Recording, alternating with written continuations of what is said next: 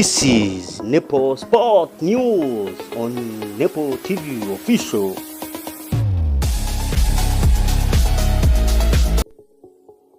Umugoroba mwiza nanone kuri mwe mukunda ibiganiro binyura hano kuri Nepo TV Official, mbahaye ikaze. Muranyumva neza cyane, n'umungu wanyu nagarutse ngarukana na sport update. Nza guhera ku mugabane w'Uburayi mu kanya gato katarambiranye. Hagiye kuba match rutura, match karundura, match iri buhuruza imbaga nyinshi. Ni match iri buhuza ikipe ya Chelsea ndetse n'ikipe ya Manchester United. Ni match komeye cyane igiye kuba mu kanya saa 3 n'igice. Ndaje ngende nkubwira byinshi kuri iyi match. Ntaravongaho kandi ikindi nakubwira, umunsi w'ejo muri shampiyona y'Ubwongereza naho hari indi mikino izagenda ikinwa. Amakipe nka Aston Villa zagenda zikina, ariko match ruturi hari iremereye. Ni match izahuza ikipe ya Man City na Arsenal. Ni ikipe ya Man City Etihad Stadium, ikipe y'umutoza Pep Guardiola azaba yakiriye umutoza Mikel Arteta wa Arsenal. Iby'iyi match bihagaze gute nabyo ndaje ngende mbikugarukiraho. Hari ku mugabane w'Uburayi ntituwatinda cyane kuko uyu munsi dufite amakuru menshi mu Rwanda. Na update mbazanira nawe ko ntazajya mbatindira. Mu Rwanda turigaba mu ikipe ya Mukura Victory Sport, turebe imogomeze kwavugwa. Ni nyuma aho imaze gutsindira ikipe y'umutoza Darkonovic batsinze kuri Kamena hano kuri stade mu kanya twe tuhibereye, babatsinda igitego kimwe ku busa. Ndaje nkubwire ibyaranze iyi match. Si yo match yonyine gusa kuko turigaba gato nanone twerekeze muri ekipe ya Nyamukandagira mu kibuga kikarasuzuma ikitu mu kanya imaze gutsikira. Iyi ekipe y'ingabo z'igihugu ibintu ntago bigendekeye neza kuko ihuriye n'uruva gusenya hari Rubavu, kuko ije kubitwa nabi cyane bayitera ibitego 2-1. Iby'iyi match ni match yagenze ite nabyo ni hano kuri Nepo TV Official, turaje tubirambure. Si ibyo ngibyo gusa, turerekeza mu ikipe ya Rayon Sport nayo iri kwitegura umukino ukomeye ku munsi w'ejo. Ni match bazabahura n'ikipe ya Rutsiro Football Club. Ni Rutsiro itarwana no kutamanuka, ni Rayon Sport ishaka gukomeza gupusha ingore ko yava ku mwanya wa 4 ndetse igenda isatira mu keba. Ni match yakaniwe ku mande zombi mu nguni zose, abategura match bose bari tayari cyane. Niyo mpamvu iyi match nayo ngomba kuyikugarukiraho. Mu ikipe ya Rayon Sport kandi narahava naho ndibuze kukubwiramo icyo bita breaking news. Ni breaking news nahandi wayumva ni hano kuri Nepo TV Official. Icyo usabwa reba ko wakanze subscribe tujye tubana buri munsi. Kandi gato ndavuga no ku mikino y'abagore, hari umukino umaze kuba wa derby. Uwo mukino ibyahose byagenze bite nabyo ndaje ngende mbikubwira. Yamoneka igihe ubonye iki kiganiro ibuka gukora like, utere comment ndetse ukore subscribe niba utarayikora. Tujye tubana mu buzima bwacu bwa buri munsi, ibintu bigende neza cyane. Iyi ni Nepo TV Official, nge nguhaye ikaze. Reka nze tugende dusesengura neza 5 kuri 5.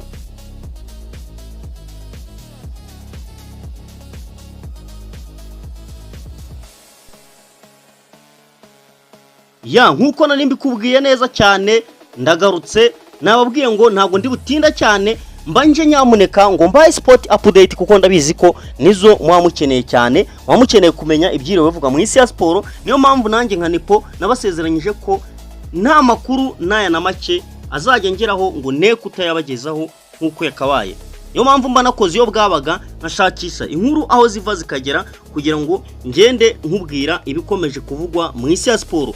Reka duhere mu gihugu cy'Ubwongereza mw'abantu mwe, duhere mu gihugu cy'Ubwongereza mu kanya gato mu minota mike igiye kuza mu kanya ku saa 3. Ikipe ya Chelsea Stamford Bridge kabisa igiye kubikina n'ikipe ya Man United. Ni ikipe zombi ziteguye neza.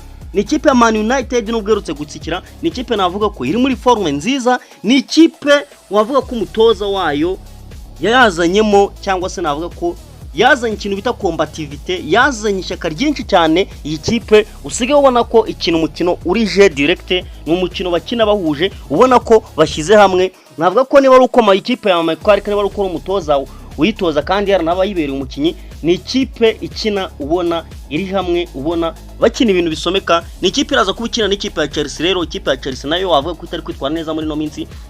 Ni match igiye kuba mu kanya ku saa 3. Icyo twakwitega nuko ikipe ya Manchester United iza kubigenda yitwara neza. Abasore babo bose barahari, bose uko bakabaye bameze neza. Abasore barimo bose bagiye bitegura neza match, nta mvune ifite nyinshi. Yaba ba Bruno Fernandes bose barahari neza cyane. Wavuga ko abitwa ba Brian Mbemo bose squad iruzuye neza cyane. Navuga ko biteguye ko batsinda ikipe ya Chelsea. Mu ikipe ya Chelsea kandi cyo ugomba kumenya, ni ikipe ya Chelsea yamaze kugenda yumvikana neza cyane n'umusore bita Moses Caicedo. Bamaze kumvikana n'umusore bita Moses Caicedo, ni umusore w'umuhanga cyane w'umwirabura. Navuga ko ni umusore ufatiye runini ikipe ya Chelsea, ayifatiye runini muri mediani yayo. Uyu musore araza kuba yongera amasezerano azamugeza mu mwaka wa 2030, bizatuma umusore yuzuza azaba yuzuza imyaka 10 ari muri no kipe ya Chelsea. Nicyo nagenda nkubwiye kuri iyo match. Iyo match kandi siyo yonyine, siyo match yonyine izaba, kuko mu gihugu cy'Ubwongereza hazaba haba n'izindi match, ariko by'umwihariko match zizaba ziri ku munsi w'ejo. Indi match wenda nakubwira iri ku munsi w'ejo ni ikipe ya Nottingham Forest mu rugo izaba yakira ikipe ya Burnley. Ni match izaba ku isaha saa 9, nayo ni match nziza. Indi match y'injyana muntu ni ikipe ya Liverpool ishaka kuva ahantu habiri nyuma yo gusezerwa muri Champions League, irashaka kuva mu myanya y'inyuma ikaba yapuje kareba ko yaza mu makipe nibura 10 ya mbere. Ni ikipe ya Liverpool izaba yagiye kwa Everton, izaba suye Everton mu rugo. Ni match nayo izaba ku isaha saa 9, nibyo guhanga amaso nabyo tukazagenda tureba. Mu Butaliyani kandi, mu Butaliyani hari match ya AC Milan izaba kina na Hellas Verona. Ni match Hellas Verona izaba yakiriye aho ni mu Butaliyani. Indi kipe ni Genoa izaba yasuye ikipe bita Pisa. Ni match nayo izaba ku saa 12, nayo ko naka match keza umuntu yareba. Indi match ni Juventus do Turin izaba yasuye ikipe ya Bologna, nayo ni match izaba ku saa 2:45, nayo ni match nziza. Mu Budage ikipe ya Borussia Dortmund izaba yakiriye Mayanze. Icyo nacyo nicyo wagenda umenya ahangaha mu Budage. Gato reka tuvugaruka mu Bwongereza. Mu Bwongereza indi match hari ni match y'umuriro, ni match yo kugenda utwara igikombe cya shampiyona, kuko Etihad Stadium Pep Guardiola n'abasore be bazaba bahanganye n'ikipe ya Arsenal y'umutoza Mikel Arteta.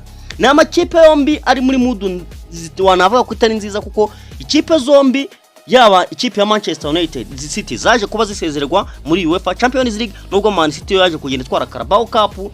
Navuga ko ariko ni ikipe ya Arsenal nayo wavuga ko iri mu nzira nziza, kuko iyi ekipe yaje kuba ikomeza muri kimwe cya kabiri muri UEFA Champions League. Ni ikipe wavuga ko ihanganiye ibikombe bibiri, yaba UEFA Champions League ndetse na shampiyona y'Ubwongereza. Ni amakipe abiri afite icyaranira. Ni match ifite ikivuze, ni match iragena utwara igikombe cya shampiyona. N'abasore ba Arteta bari mu mwuka mwiza, n'abasore ba Pep Guardiola nabo bari mu mwuka mwiza, bashaka iki gikombe cya shampiyona ko barigira ko bagitwara ku nshuro yabo ya 4 ikurikiranya.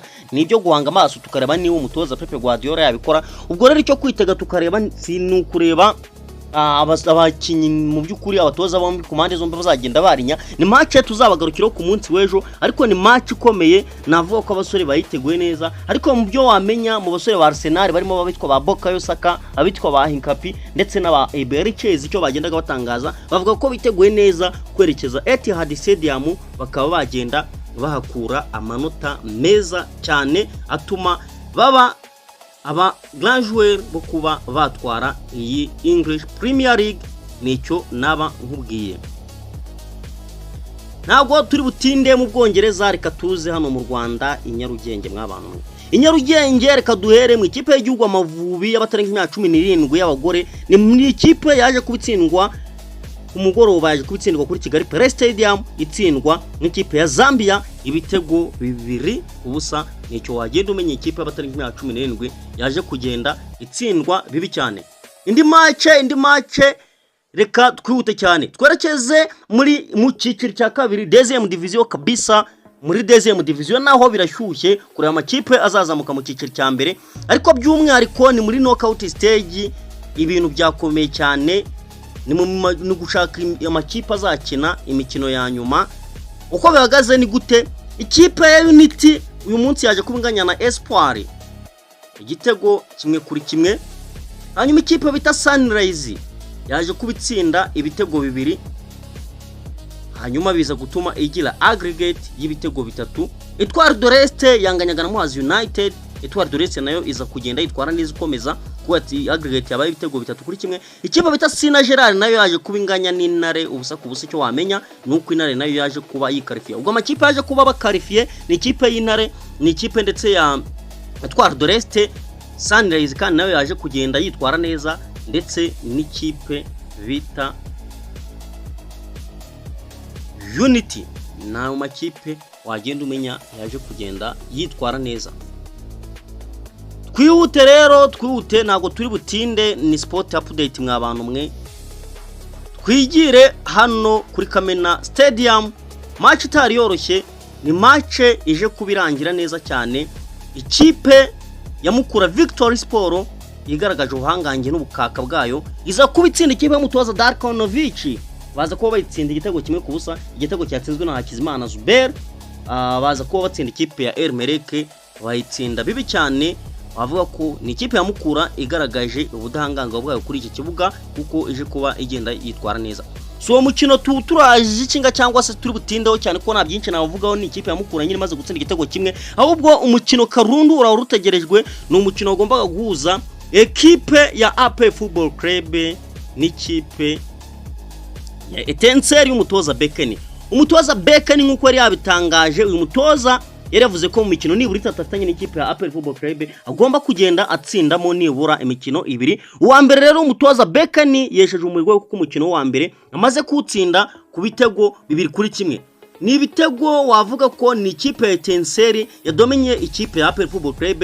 Ni umukino kandi wavuga ko ni umukino wayobowe n'umutoza n'umusifuzi Kwagira Umukiza Abdul Karim. Abenshi ndetse banamushidikanyagaho bavuga bati se mukagira Imana mu musifuzi ko avugwaho ko ajya bera ikipe y'ingabo z'igihugu, ibi bintu biri buze kugenda gute? Ariko witwa Twagira Umukiza Abdul Karim yaje kugenda yitwara neza, ntiyagira uruhande abogamira, aza kugenda atuma ikipe ya Etincelle uko Bekeni yavuze iza gutsinda neza cyane ikipe ya AP Football Club, babatsinda ibitego 2-1.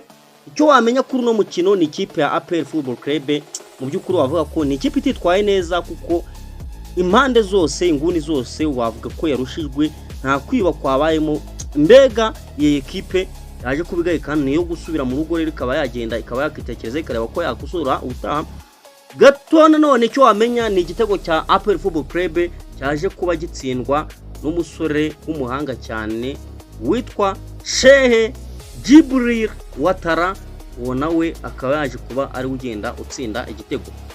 Ibindi bintu wamenya kuri shampiyona y'u Rwanda naragenda, ikipe ya Marine FC yaje kubitsindwa na AS Kigali igitego kimwe, ndetse ikipe ya Musanze iza gutsindwa n'Amagaju nkuko byari byitezwe, uwo bita Maranda Dest ku munota 35 ndetse na Ndayishimiye Edouard ku munota 45 wongeyeho umwe w'inyongera.